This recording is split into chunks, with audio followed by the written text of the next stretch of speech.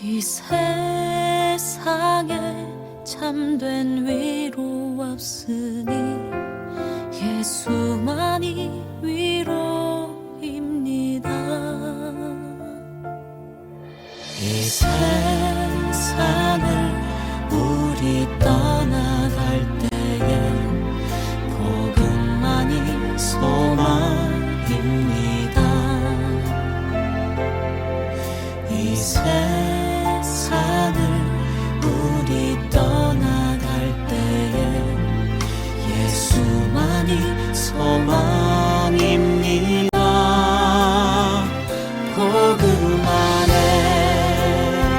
소망 있네. 복음 안에 생명 있네.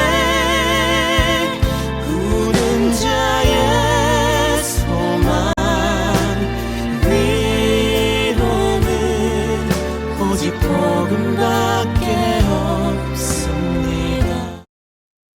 감사합니다. 2025년 11월 30일 바울 사도의 복음 전도 여정 7번째 시간. 복음이 아시아에서 유럽으로입니다. 성경 말씀은 사도행전 16장 31절 말씀입니다. 이르되 주 예수를 믿으라. 그리하면 너와 내 집이 구원을 받으리라 하고. 아멘. 사도행전 16장 31절 말씀입니다. 사랑하는 성도 여러분, 오늘 우리는 하나님의 구원 역사, 구속사의 아주 흥미진진하고 중요한 한 페이지를 펼쳐보려고 합니다. 바로 바울 사도의 2차 전도여행, 그 중에서도 복음이 아시아의 문턱을 넘어 유럽 땅에 첫 발을 내딛는 위대한 순간입니다. 우리가 함께 읽을 사도행전 16장은 단순히 바울이라는 한 선교사의 여정을 기록한 여행기가 아닙니다. 이것은 창세부터 계획하신 하나님의 위대한 구원 계획, 예수 그리스도의 십자가 부활을 통해 어떻게 온 세상으로 모든 민족에게로 퍼져 나가는지를 생생하게 보여주는 구속사의 파노라마입니다. 아브라함을 부르시며 땅의 모든 족속이 너로 말미암아 복을 얻을 것이라 약속하셨던 그 말씀이 이제 바울의 발걸음을 통해 유럽 대륙에서 성취되기 시작하는 감격적인 현장입니다. 자, 오늘 말씀을 통해 하나님의 구원 역사를 이끌어 가시는 성령님의 놀라운 인도하심을 발견하고 그 부르심에 순종했던 바울처럼 오늘 우리 각자의 삶의 자리에서 구속사의 주인공으로 살아가는 은혜가 있으시기를 주님의 이름으로 축복합니다. 자, 구속사의 새 지평을 연 바울의 발걸음입니다. 자, 먼저 질문하겠습니다. 왜 하나님께서는 잘 계획된 바울의 길을 막으셨을까요?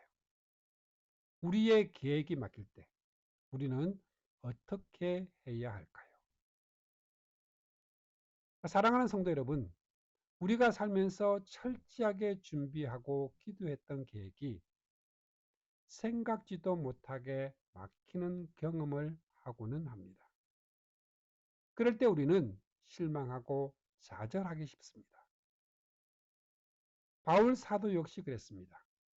1차 전도 여행의 경험을 바탕으로 아시아 지역에 복음을 전하려는 아주 합리적이고 좋은 계획을 가지고 있었습니다. 하지만 하나님께서는 그 길을 허락하지 않으셨습니다. 왜일까요?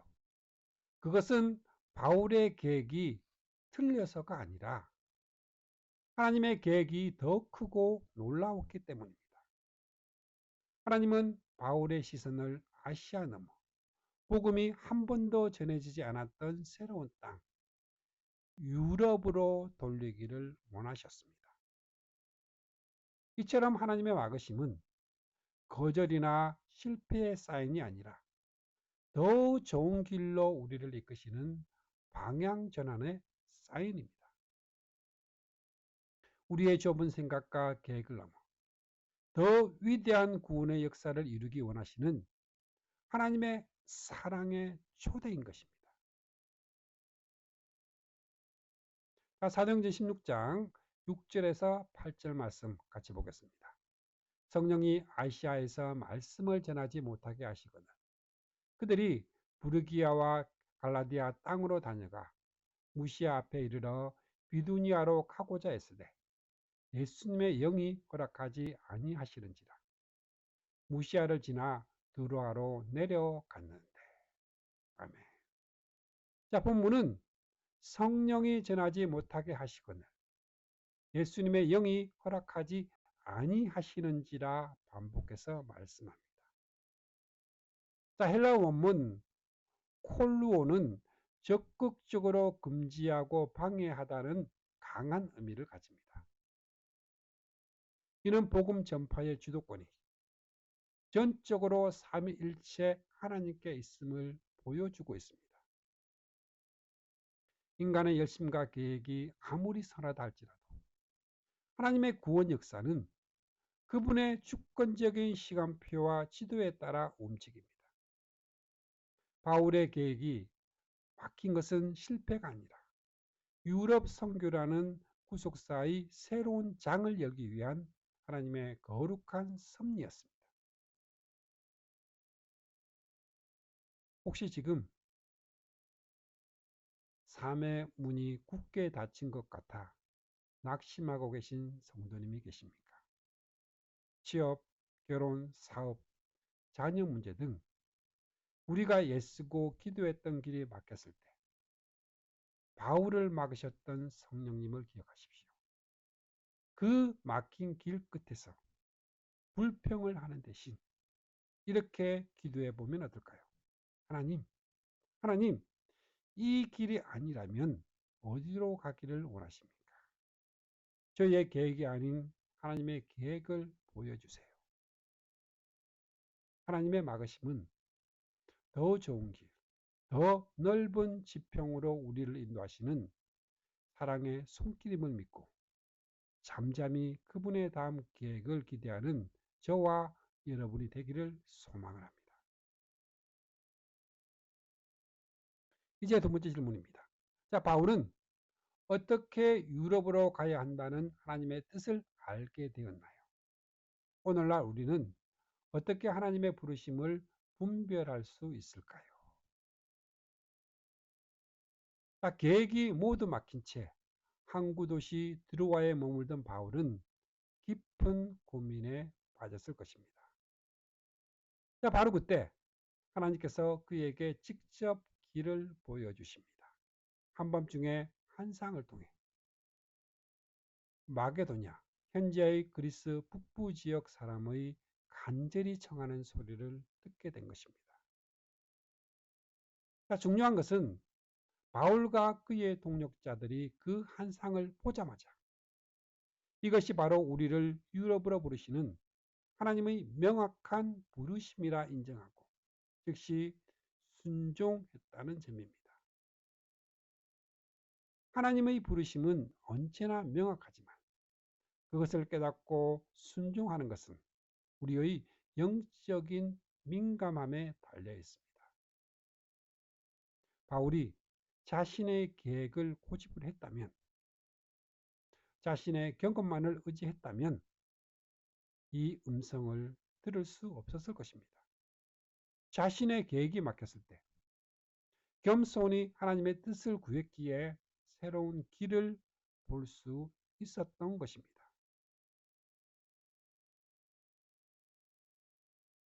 자, 사도행전 16장 9절에서 10절 말씀입니다. 밤에 환상이 바울에게 보이니 마게도냐 사람 하나가 서서 그에게 청하여 이르되 마게도냐로 건너와서 우리를 도우라 하거늘. 바울이 그 환상을 보았을 때 우리가 곧 마게도냐로 떠나기를 힘쓰니 이는 하나님이 저 사람들에게 복음을 전하라고 우리를 부르신 줄로 인정함이로라. 아멘. 자, 여기서 한상, 호라마는 성경에서 주로 하나님의 특별 계시를 의미하는 단어입니다.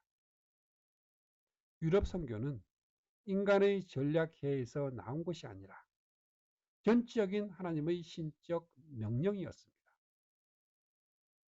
우리를 도우라는 간청은 복음을 듣지 못한 채 죽어가는 영혼들의 절규이며 아브라함에게 약속하신 모든 족속을 향한 구원 계획이 이제 유럽을 향해 확장되는 구속사의 나팔 소리와 같았습니다.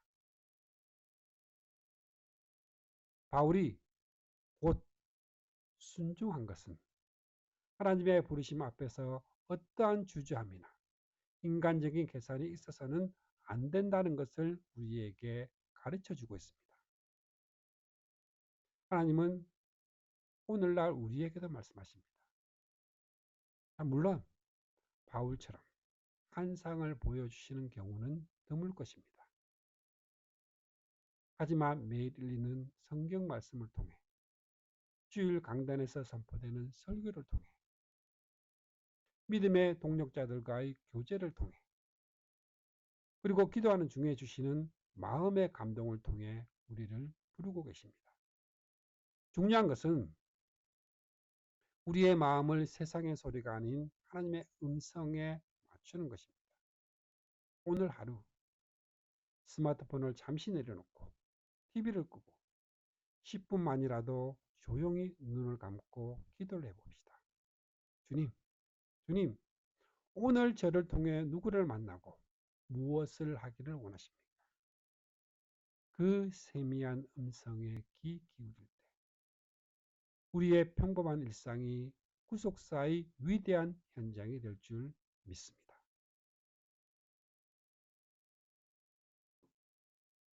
예, 질문 시간입니다. 유럽 땅에서 복음을 처음 받아들인 사람들은 누구였나요? 하나님께서 이처럼 다양한 사람들을 부르시는 이유가 무엇일까요? 자, 하나님의 부르심에 순종하여 도착한 빌립보에서 바울은 세 부류의 사람들을 만납니다. 첫째는 자주색 옷감 장사를 하는 부유한 여성 사업가 루디아입니다. 둘째는 귀신에 들려 점을 치며 사람들에게 착취당하던 불쌍한 요종입니다. 세 번째는 바울과 실라를 때리고 감옥에 가둔 냉혹한 로마의 간수입니다. 사회적 지위, 경제적 수준, 영적 상태, 성별까지 모든 것이 다른 이들이었습니다. 이것이 바로 복음의 위대함입니다. 하나님의 구원에는 어떠한 차별이나 경계가 없습니다. 부유한 자도, 가난한 자도, 배운 자도, 못 배운 자도, 억압하는 자도, 억압받는 자도 모두에게는 예수 그리스도의 구원이 필요합니다. 하나님께서 이처럼 다양한 사람들을 부르신 것은 복음이 모든 사회적, 경제적, 문화적 장벽을 무너뜨리고 모든 사람을 구원하는 하나님의 능력임을 온 세상에 보여주기 위함입니다. 이것이 바로 구속사의 핵심입니다. 자, 사도행전 16장 14절에서 15절 말씀입니다.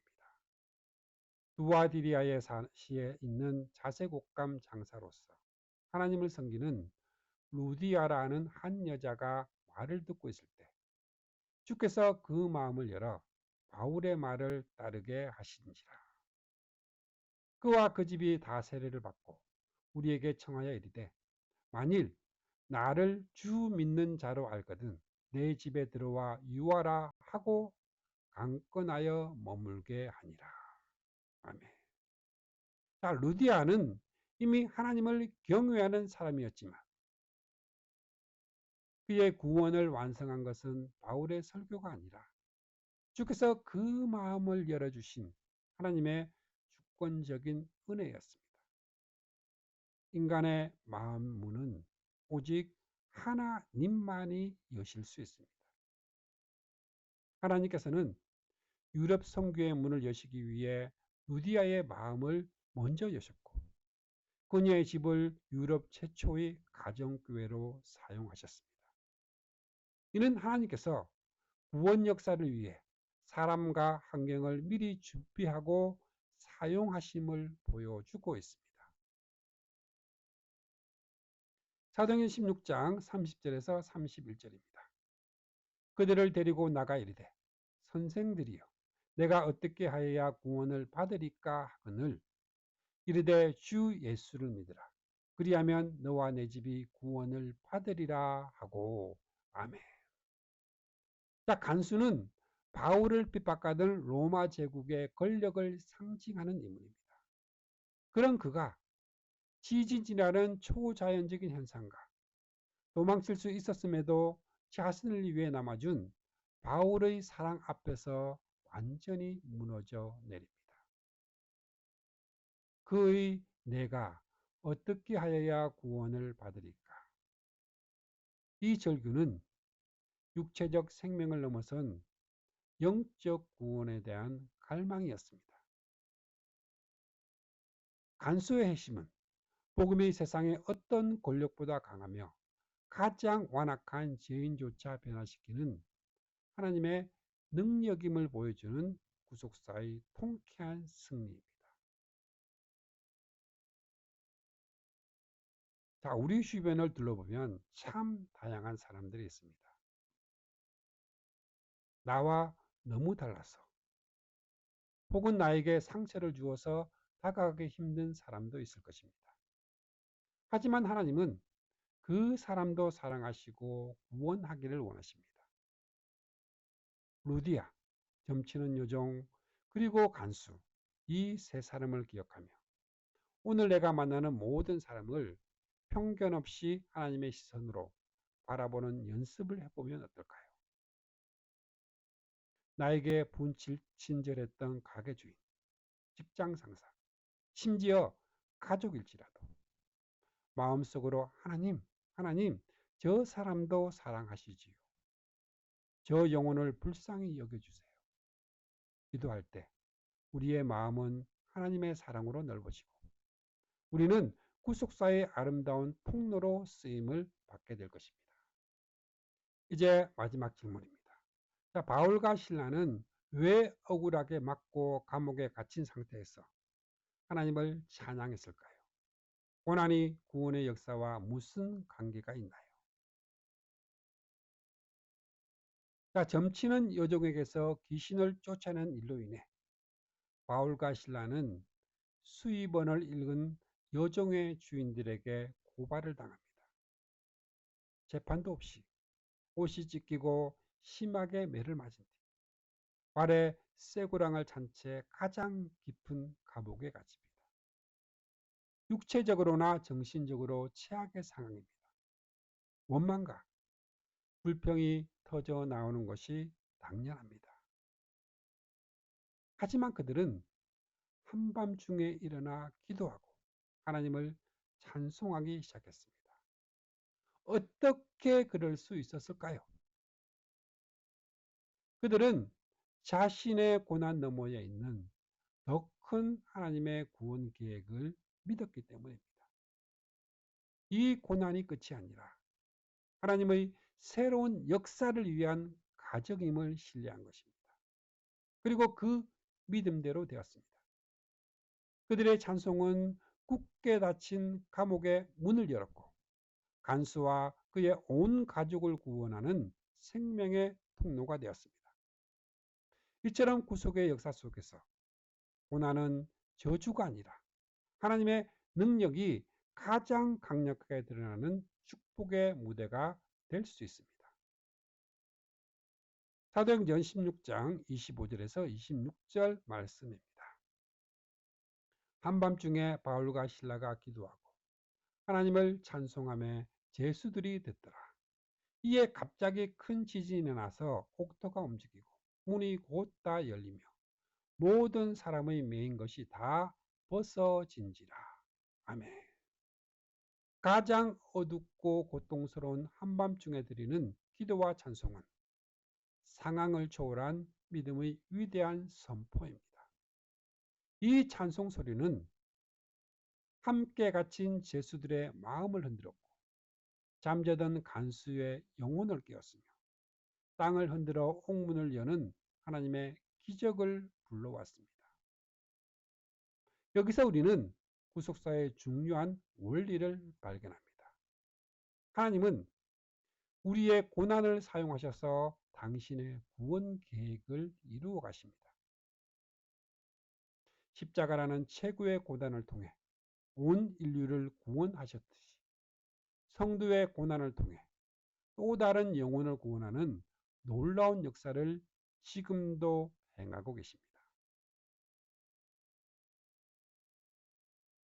우리가 살다 보면 우리도 억울한 일을 당하고 깊은 고난의 감옥에 갇힌 것처럼 느껴질 때가 있습니다.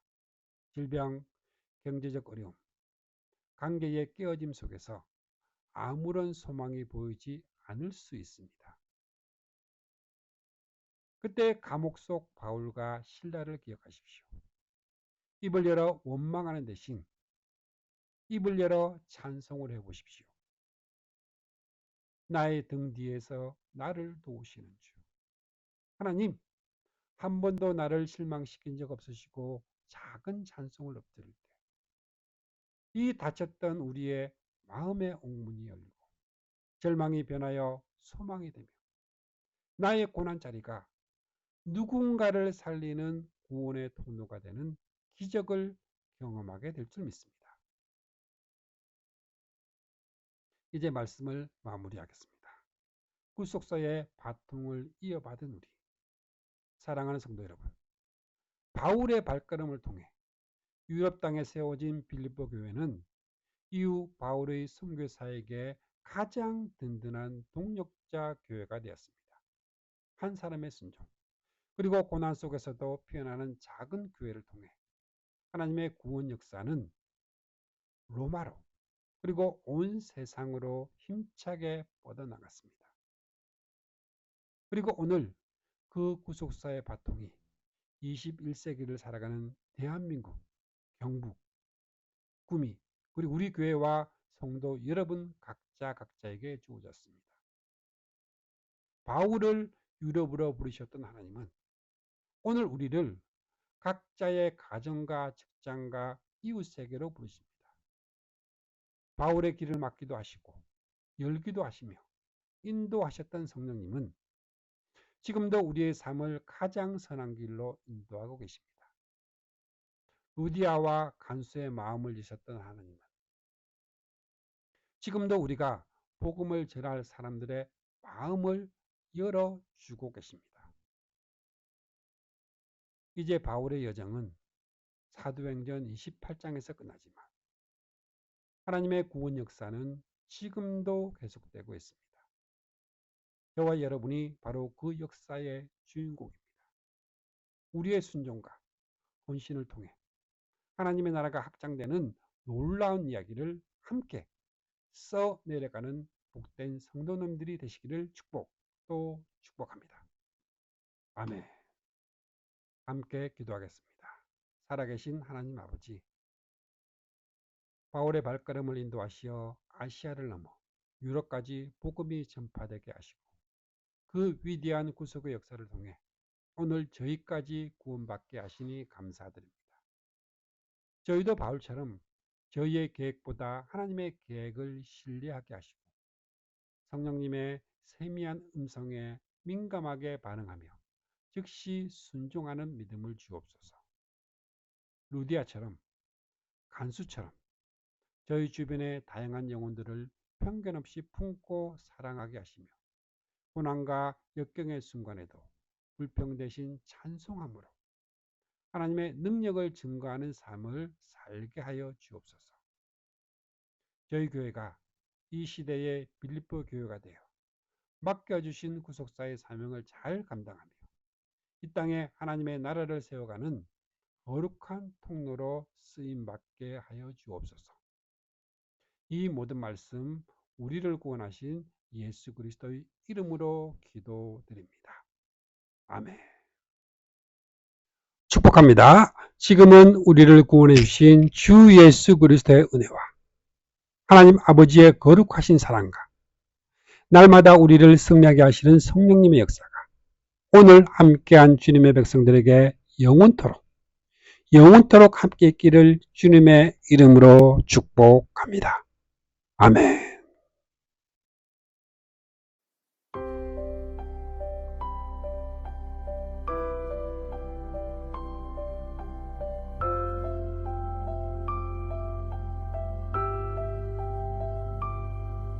그대 폭풍 속을 걷고 있을 때 비바람을 마주해야 할 때 불빛조차 보이지 않아도 그대 혼자 걷지 않을 거예요. 두려움 앞에서 하늘을 보아요. 외로운 그대여 걱정 마요. 꿈꾸는 그 길을 또 걷고 걸어요. 그대 혼자 걷지 않을 거예요. 내 폭풍 속을 걷고 있을 때 비바람을 마주해야 할 때 불빛조차 보이지 않아도 그대 혼자 걷지 않을 거예요. 두려움 앞에서 하늘을 보아요. 외로운 그대여 걱정 마요. 꿈꾸는 그 길을 또 걷고 걸어요. 그대 혼자 걷지 않을 거예요.